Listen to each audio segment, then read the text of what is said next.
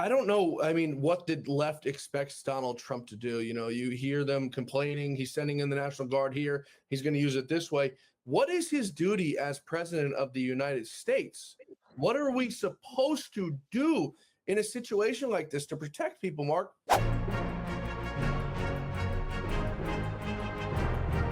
People's norms are going to be tested. And everybody says, oh, we have a constitution, it's sacrosanct. There are things in this country I do think are sacrosanct, like your natural law, your natural rights. Now, the Democrats, like Tim Kaine, think that those things come from the government. No, they come from God. They're bestowed by God. But oftentimes, our rights conflict with each other. And so people's rights can't 100% be guaranteed in every situation. That's part of living in a society, right? And I think that we're going to find that when we've been pushed this much, there are things that are going to have to bend and flex. And so I think what you'll find is people being a lot more tolerant to things that Trump's going to do that are well-intentioned and will help society. But a lot of people might scream at, oh, well, that's not legal or that blah, blah, blah. Well, that's what we have courts for. And the courts have obviously been testing the stuff that Donald Trump's already been doing. I think there's going to be a lot less tolerance for that. We'll see how the Supreme Court lets those people bend and flex. We'll see how different layers the district courts tolerate some of these people being radical. And we'll see if Trump just decides to ignore a lot of this stuff because, they're his own supporter, people in his own party like Rand Paul are out there attacking him for blowing up narco terrorists in the middle of the ocean, but he's not stopping. He's going to keep doing it. And people have said, oh, well, bringing in National Guards to the cities, oh, it's a slippery slope, blah, blah, blah. I think he's going to keep doing that. And these are popular things. People want order. And I think they're going to want it more after stuff like this happens. Yeah, because everyone knew, Mark, when Donald Trump ran for president this time around, that the gloves are off. He was not going to put up with a Summer of Love 2.0. He made it clear before he ran for president, Mark. He made it clear just months ago in Los Angeles when these hooligans thought that they were going to destroy cop cars and just cause absolute riots. Most of them not even Americans, let alone should be on the streets in the first place. So he's made it clear he's not putting up with it anymore. But I think this is so much deeper, Mark, than just on the surface. Before I go a little bit deeper into that, you mentioned some of these courts. Some of these courts, Mark, are the reason why these people are on the streets in the first place. Going to that man who brutally murdered that girl in Charlotte, that we now have the video for it. The man was let out 12 or 14 times. These judges are a big reason, Mark, why. Now, I'm not saying this is the case in Charlie's case. As soon as we find out who the shooter is, we're going to let you know. But I'm just saying broadly, which is what President Trump now has gotten to, why he's got the National Guard in D.C. How do we hold these judges accountable? They're unimpeachable. I mean, they have lifelong sentences. What do you do to hold these people accountable for putting killers and murderers on the streets with your kids? Yeah, that's the problem. And that case, too, is really kind of wild because there's a high-profile Senate race there. Roy Cooper going up against Michael Whatley in 2026. It's a purplish state, and so that's one the Republicans really need to pick up. And Roy Cooper came out like an absolute schmuck and blamed the federal government cutting funding for local law enforcement for that murder when no, law enforcement did its job. They arrested the guy 14 times. Yeah. It was the Democrat system in your Democrat city that failed. And now why did it fail? Well, a lot of people have said, well, George Soros is getting all these DAs in there and he's trying to do Cloward Piven and undermine. I don't think that's it. I think that this is a money-making operation and they realized that they could make more money by keeping these people out of prison, as it has been alleged that she benefits from one of her own private companies. This is a woman who is not a lawyer. She did not pass the bar. She is not she was appointed into this position because she's got friends and said, hey, you'll be part of this money-making scheme. And so is a Democrat city going to hold themselves accountable? Are they going to impeach this judge? Are they going to kick her out for ethics violations? No, they're absolutely not. In fact, the Democrat mayor just won her primary. And so the Democrat mayor that came out and said that horrible press release about this murder is going to be right back. And so the Democrat cities are not going to hold themselves accountable. And, you have people like Milo saying, well, something's got to be done. And we're going to have to go in there and fix their own problems for them. It would be great if we could do it through legal means, like pursuing them in massive RICO cases or whatever, but I just don't know. I don't know if we have the time or ability to do that. Like, we're talking about rapidly closing windows and also rapidly escalating violence. Yeah, Mark, I always sit here and I come on the air every day and do my show. You do your show a few days a week, and we talk a few days a week.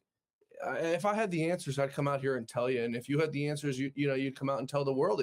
We're stuck between truly a rock and a hard place, because you have one party who is for law, order, and borders in this country, and truth, justice, and the American way, and you have one party that's just total anarchy, doesn't care what happens, doesn't care what happens to anybody but themselves. The polling, I mean, this is your wheelhouse, shows that these people are losing support at record paces. They can't seem to save themselves from get out of their own way. They're walking with their shoes tied together. Yet somehow people still vote for these people. Yet somehow people still tune into CNN and MSNBC to be brainwashed. I mean, they're literally brainwashing people now, Mark, into violence.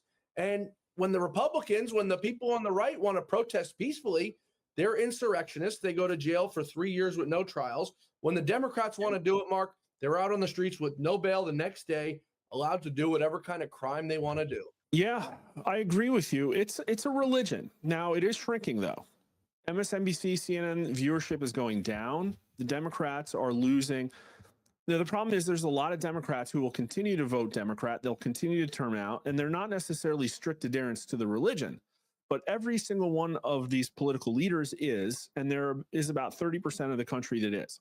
Now, those people, I think, will turn out to No Kings rallies. I think those people will, but those aren't the people that are the problem here. They basically have an organization of shock troops. Now, whether there's people behind that coordinating it or not, that's the situation we're in.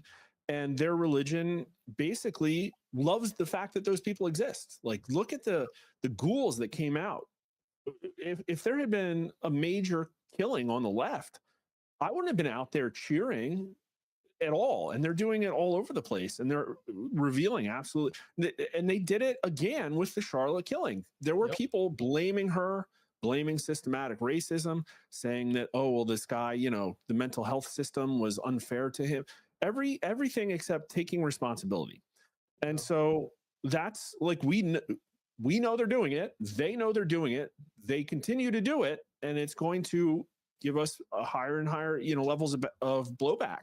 And I think that's the plan. I think they're being accelerationists.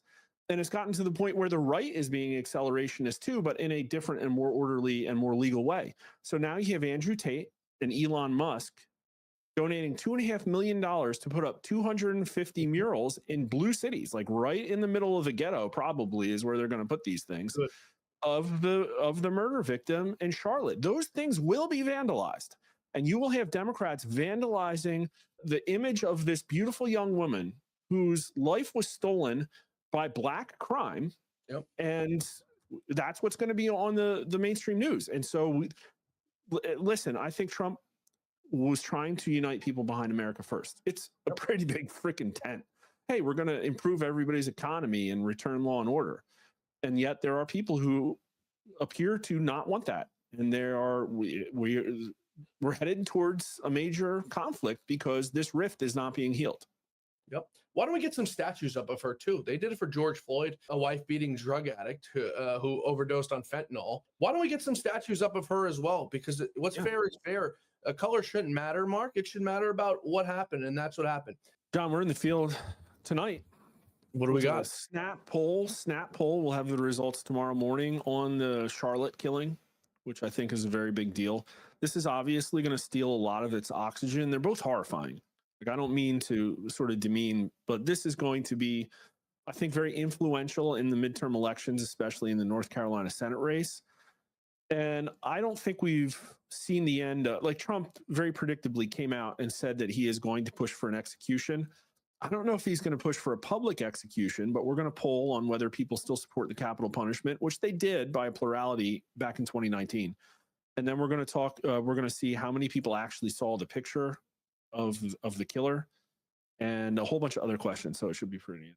You think people need to have the most pain inflicted on them possibly, Mark, for the trouble that they put society through. That the Charlotte thing was so, and even that's the thing, Mark, the mainstream media tried to One of the networks was trying to like justify, well, you know, he's a black guy in a world and she was a white woman who may have never given him a chance. First of all, I think it was a completely platonic situation. I don't think there was any sexuality to the thing whatsoever. But these people are so perverse that they try to spin this thing any way possible to try to justify a black man killing a white girl. Yeah. Oh, we don't know what the motive was. No. Never mind that he said, "Oh, I got that white girl on video." They'll literally lie and they'll say, you know, mental health, even though it's alleged that his tattoos imply that he was a member of his city's Bloods gang or whatever. I mean, how stupid do they think people are? When people feel threatened or angry or dangerous or in danger, they open their eyes. Like COVID, I'll tell you this one too. We've been polling on COVID, as you know, and I don't want to like hurt us with the YouTube stream, but the answer to the question, how likely is it that the vaccines have caused a significant number of unexplained deaths? We set record with that one, record high, strong majority. And so people are waking up, and that's a very good trend. Yeah.